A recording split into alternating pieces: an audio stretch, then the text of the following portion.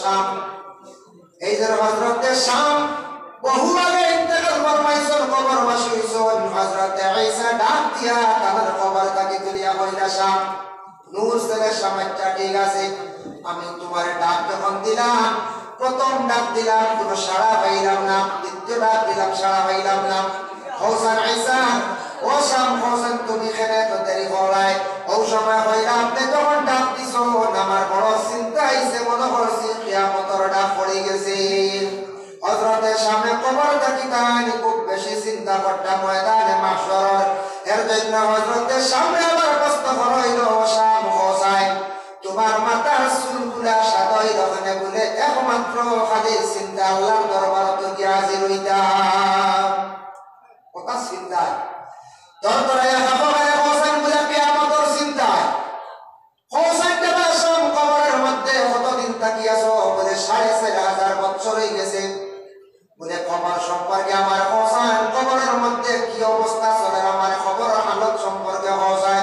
শামে কইরা, কবরের মধ্যে কি হালত কি অবস্থা আমি বুঝি আর না, তবে আমার একটা বড় কষ্ট, এই কষ্টটা আপনার কাছে আমি বইয়ার বলে কোন কষ্ট। শামে কইরা, ঈসা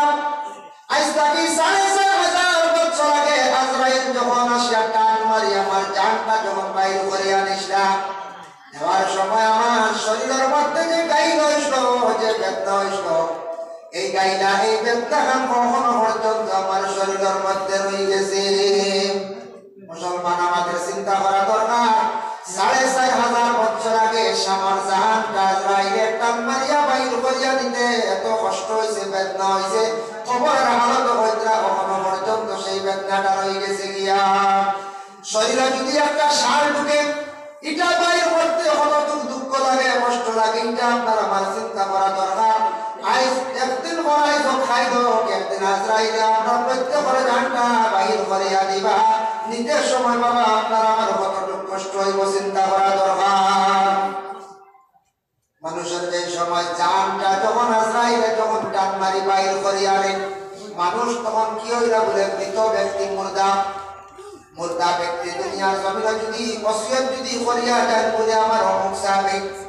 অমুক পীর সাহেব কিংবা অমুক মৌলানা আমার জানাজা করবা, এই জানাজাটা কিন্তু যদি ওসিয়ত করিয়া দেন, তার ওসিয়তটা পুরা করতাম। যদি বলে আমার অমুক জায়গার মধ্যে কবর দিও, এই কবরস্থান বেশি জিয়ারত হয়, এর লাগে কবরস্থান বানাইতে রাস্তার পাশে বানানি হানমালা, মানুষ যাতায়াতের সময় কবরস্থান দেখিয়া আসসালাম আলাইকুম ইয়া আহলাল কুবুর কইয়া দোয়া করব। মুর্দাগানটা সালাম আলাইকুম দাদা, কবরস্থান দেখিয়াও মানুষ কিতা করব? স্মরণ করব, কবরের কথা স্মরণ হইবা, মসজিদ করে দেখিয়া বন্ধায় দোয়া করব, ইয়াদ করব। এর জন্য কবরস্থান রাস্তার পাশে কিছু ময়দানও বানানি বাবা।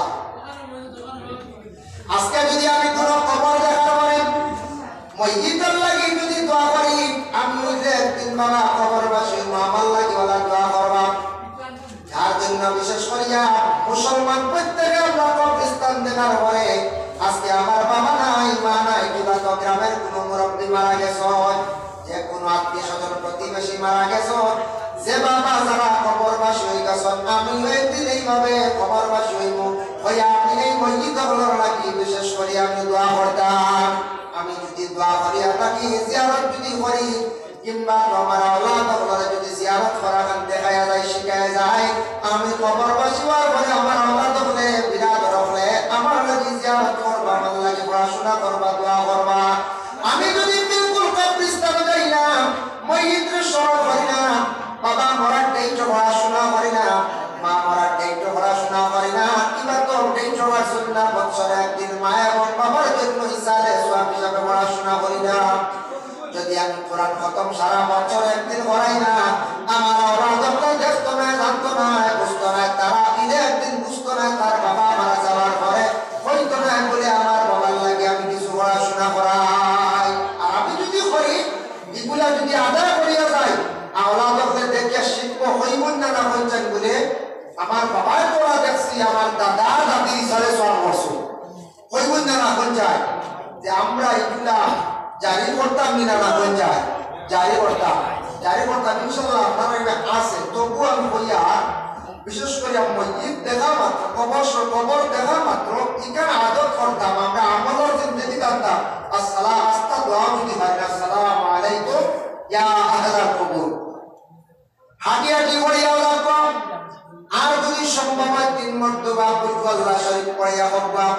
আল্লাহ পড়াশোনার স্বামী আল্লাহ এই কবরস্থানের तमाम মসজিদ আল্লাহর মধ্যে পৌঁছাইয়া দিও বেশক সব পৌঁছিব আর মধ্যে গান রুহানি দোয়া আমার উপরে থাকো আর বিশেষ করে মা বাবা মধ্যে গানের জন্য যত বেশি চিন্তা দোয়া করবা মাগফিরাতের জন্য দোয়া করবা আল্লাহর বান্দার নাজাতের জন্য দোয়া করবা মসজিদ আল্লাহর রুহানি খুশিয়া চিন্তার লাগি দোয়া দেন বেশি করে জিয়ারত করলে মানুষের রিজকের দরওয়াজা খুলে সুবহানাল্লাহ তাই আল্লাহর বান্দা রাসূলুল্লাহ ফরমান তুমি জান কিছু মত কি আল্লাহর দরবারে পানা যাও অ্যাক্সিডেন্ট মত কি পানা যাও এখন খুব বেশি রাস্তাঘাটে গাড়ি অ্যাক্সিডেন্ট হয় কমই না গাছর অ্যাক্সিডেন্ট হয়ে মারা যায় বিল্ডিং এর উপরে উঠে অ্যাক্সিডেন্ট হয়ে মানুষ মারা যায় গাড়িতে জাহাজে প্লেনে উঠে অ্যাক্সিডেন্ট হয়ে মারা যায় মুকাশারাতুল কুলুব ইমাম গাজ্জালি রাহমাতুল্লাহি তাআলা আলাইহি এই কিতাব বর্ণনা করেছেন যে আল্লাহর বান্দা যদি কলিমা পড়ে যদি কোনো জাহাজ ও গাড়ির মধ্যে উঠে যায় উসা জায়গার মধ্যে উঠিছে কলিমা পড়িছে আর হঠাৎ অ্যাক্সিডেন্ট হয়ে মারা গেছে সে তার খুশি দিছে না কলিমা পড়িত প্রথমে সে কলিমা পড়িছিল এই কলিমার কারণে তার কলিমার সহিত তার মৃত্যুবরণ করিলাইছে সুবহানাল্লাহ লাগি হুশ করিয়া বিসমিল্লাহ হইয়া গাড়ি যাসো যেটা সওয়ারি আছে উঠিতাম আর কলিমাটা আমরা আগে কিনা করতাম পড়ে দিতাম তখন আপনার মৌতটা আমার কলিমার সহিত মৌত হয়েছে ইমানি মৌত নসিব হয়েছিল বান্দা উঠিতে সময় বুঝে কোন সময় আমার জান কবজ হইব কোন সময় আমার মৌত হইব হইতাম পারিয়ার না তাই আল্লাহর উপরে বিশ্বাস করিয়া কলিমাটা পড়িয়া উঠে গেছে যার জন্য বান্দার মৌত হইছিল কলিমার সহিত কলিমাটা হুশ করিয়া আমরা পড়িতাম ইনশাআল্লাহ আল্লাহ তৌফিক সবে হোক আল্লাহুম্মা আমিন তাই আল্লাহর বান্দাগণ শুক্রবার দিন মৌত বড় বালা জুমার রাত আগামী যে রায় তারিখটা বৃহস্পতিবার দিন অতিবাহিত হওয়ার পরে রায়টা এটা জুমার রায় তারপরে আসছে গিয়া জুমার দিন কিংবা তো জুমার রাত যদি কোনো মানুষ যদি মারা যায় বুখারী শরীফের হাদিস আল্লাহর রাসূল ফরমায় এই মানুষের কবর ফিতনারে আল্লাহর যাতে রেহাই দিলাম সুবহানাল্লাহ এখন কইতাম নিকলে এই মানুষ দেখতাম বেশ নমাজও পড়ছে না রাউটি চলছে কিলা জুমার দিন বলল কত আমরা ফিতনা আমরা নই যাই সমালোচনা করতাম নি জিরা আল্লাহর রাস্তা না মানুষ মরে গেছে তার পিছনের কিছু সমালোচনা আপনার আমার করতাম না মুমিন হইলে বান্দা করত নাই বান্দা ধীরে ধীরে সঙ্গে সঙ্গে হই পড়ে যদিও কিছু গুনাহ করছে ঠিক আছে করো আল্লাহ এই মানুষটা বড় ভালো আসলো আমি তো দেখি আমার তাকি বালা মানুষটার কর্ম বড় ভালো আসলো মানুষটা সালাত বড় ভালো আসলো বালা হইয়া আমরা চিন্তা করে সার্টিফিকেট দিয়া এই মানুষটারে বালা হইয়া জমিন থেকে আমরা বিদায় দিই আমি আল্লাহ বিদায় আমার পরে বাবা মানুষ আমার হয়তো বালা হইতে পারে আমি যদি আল্লাহ বালা হইয়া মানুষরে সার্টিফিকেট দেই আমারে অবশ্যই মানুষ আল্লাহ একদিন বালা হইবা মানুষ মারা যাওয়া পরে বলে শুক্রবারে বললে কি তুই এই কথা করছো হইতা নি না কোন সময় কোন দিন বান্দা এখন দিছে আল্লাহর কাছে তার দোয়া কবুল হয়ে গেছে আল্লাহর জান তার উপরে দয়া হয়ে গেছে মেহেরবান হয়ে গেছে জুমার রাত কিংবা তো জুমার দিন মারা গেছে এই বান্দার কবরের আযাব আল্লাহ পাক রব্বুল আলামিন মাফ করিয়া দিছেন এর জন্য জুমার দিন মৃত্যুবরণ করাটা অতি বালা আপনি কুসব আল্লাহর দরবারে বলে আল্লাহ আমার মওত খান্দা ঈমান ও সহিত নসিব করিও আল্লাহ আশা করিয়ার বালা দিন বালা রাত আমার মওত খান্দা আসান ও সহিত মওত খান্দা আমার নসিব করিও আল্লাহর বান্দাগণ রাসূলুল্লাহ সাল্লাল্লাহু আলাইহি ওয়াসাল্লামের ওয়াফাতের পূর্বে সাহাবায়ে কেরামরা প্রশ্ন করেন ইয়া রাসূলুল্লাহ ইয়া হাবিবাল্লাহ আপনার ওয়াফাতের পরে জানাজার নামাজ পড়াইতা হে ইমামতি করবা আল্লাহ রাসূলের না করছেন হইছেন আমার জানাজার নামাজ ইমামতি লাগতো না তুমি গায়ে গোসল দেওয়াইয়া আমন পরিধান করাইয়া আমার কবরের পাশে রাখিয়া তুমি তাকে সরিয়া যাইয়া গিয়া প্রথমে মালাইকা বল আসমান থেকে ফেরেশতা হল আসিয়া আমার কি করবা জানাজার নামাজ পড়াইবা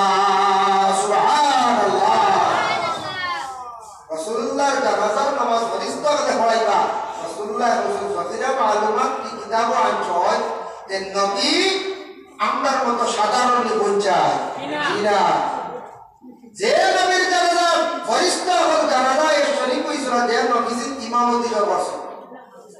তারপর আয়াত আছে গিয়া আল্লাহর বান্দাগান দুই নম্বর ইয়া রাসূলুল্লাহ আপনার কবর হে কুদিব আপনার কবরের মধ্যে খাড়া রাখবা বলে আমার আহলে বয় তখন রাখবা আল্লাহ রাসূলের কবরের মধ্যে চারজনে কবর শরীক রাখছো একজন হইলা তান্তামান আলী আর একজনের নাম আছে গিয়া আবু তালহা তার ছেলে দুইজন হযরতে শ্বশুর আর হযরতে ফজল চারজনে রাসূলুল্লাহর কবরের মধ্যে রাখছো কবর শরীফের নিচে একটা চাদর বিছানি হইছে আল্লাহ রাসূল এটা আমরা ফেরত দেব এই বড় মিনিস্টার বড় সাহেব বড় বুজুর্গ বলে কোনদিন ব্যর্থবার বা সাথী দেব দূর হয়ে যায় জি না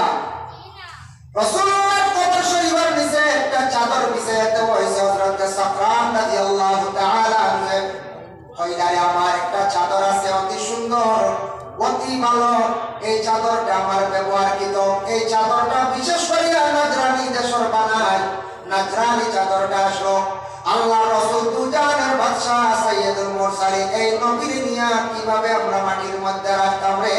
নবী তো সাধারণত নাই আমরা লাগি কোনো তুলনা নাই আমরা নবীর কবরের মধ্যে মাটির রাখতাম না সবার পরামর্শ চাদরটা বিছাইয়া দেওয়াই দিল আল্লাহ রাসূলের কবর শরীফের নিচে সুবহানাল্লাহ কত কথা দিনারা হয়ে যায় খেয়ালটা সাধারণ ওই না ওই বলি হয়ে যায় জি না তাই আল্লাহর বান্দাগণ এর জন্য বিশেষ করে মানুষ মারা যাওয়ার পরে কবরের মধ্যে কোনো চাদর কোনো চাটি কোনো বালিশ কিচ্ছু দেওয়া হয় না আমরা প্রত্যেকের বিশেষ করে মারা যাওয়ার পরে গোসল দেওয়াই না কাফন পরিধান করায় আর কাফন পরিধান করাইয়া যেই সময় করার মধ্যে যে সময় তোলা হয়ে যায় আমরা চিন্তা যারা আছি বাবার লাগে মার লাগে কিবা তো মা এবং বাবার লাগে বাইর লাগে আমরা চিন্তা করে এখান দিয়া থাকি আমরা এখান দিয়ে মহিদার এখান দিয়ে কিন্তু মহিদের এখানকার আমরা শুনতে পাই না কোনোদিন শুনিস না যাবো মহিদে খান দিতি মহিদের বাবা এখানকার আছে এখানকার আমরা শুনতে পাই না মহিদে যদি বলা চলে সুর দিয়া খান দিয়ে সারায় বালাইয়া দৌড় দিবাই না হচ্ছে সারা দৌড় দিবার দৌড়ি গেছো যার কারণে মহিদে আনবে একজন মেয়ে সন্তান বাবার বাড়ি বাবা লালন পালন করে মেয়েটারে বড় করছেন 18 বছর হয়ে গেছে বিবাহের উপযোগী মেয়েটা বাবা বিবাহ দিতা ওই সময় মেয়েটারে বিবাহ দেওয়ার সময় গেলে যে দিন বিবাহের দিন ধার্য করা হয় এখন তো 18 বছর না 21 বছর বলা রাখি আমরা তো বাড়ি আর 3 বছর না 3 বছর দেখা যায় সুপ্রিম কোর্ট অর্ডার ভারতে বাড়াইছে আইনত আপনার 21 বছর আগে যদি মেয়ে সন্তান বিবাহ দেন তাহলে সারা দোষী বা প্রতিবন্ধী না হয়ে যায় এটার প্রতি খেয়াল